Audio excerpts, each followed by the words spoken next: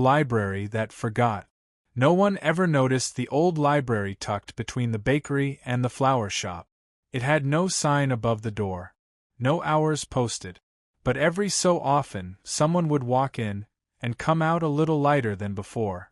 Ellie discovered it on a Tuesday. She had been crying, not loudly, just quietly enough that no one in town would stop her. 11 years old, heart too full of things she didn't understand. Her best friend had moved away. Her parents were always fighting, and school felt like a storm she couldn't walk through. She ducked into the alley behind the flower shop, looking for a quiet place to cry.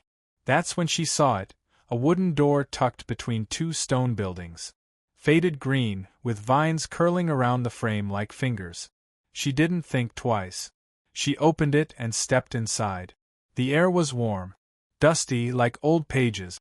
The ceiling stretched impossibly high, books stacked floor to sky like a paper forest. No one was at the front desk. No one asked her name.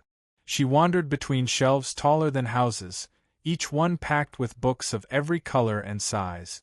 Some books glowed faintly. Some had locks. Some whispered softly when she passed. Ellie ran a finger across the spine of a sky-blue book. It shivered under her touch. Then she turned a corner and saw it, a little table and one chair. On the table sat a single book. No title. Just her name, written in gold across the cover. She blinked. Ellie. Hands trembling, she sat down and opened it. The pages weren't printed. They were written, handwritten in soft ink. And they were about her. Her first word. The time she skinned her knee but didn't cry. The moment she met her best friend in second grade, and how that friend made her laugh until she snorted. The book remembered everything. Except one thing. The sadness. Her parents shouting? Not there. The ache of loneliness after her friend left? Gone. The days she felt like she wasn't enough? Not mentioned. Instead, the pages showed who she had been, when she was still light. Still bright. Still her. She turned page after page, eyes wide, heart thudding. Near the end, a fresh page appeared, blank except for one sentence. What do you want to remember? Ellie stared at it. Then she picked up the pen that hadn't been there a second ago.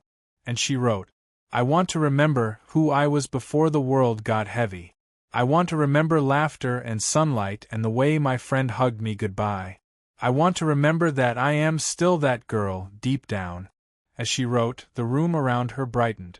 A breeze fluttered through the shelves, and the walls seemed to sigh, as if they were exhaling all the things she no longer needed to carry. When she finished, the ink shimmered once and dried. Ellie closed the book. The cover now read, The Girl Who Remembered Herself. She stood, wiping her face. On her way out, she paused at the front desk. Still no librarian.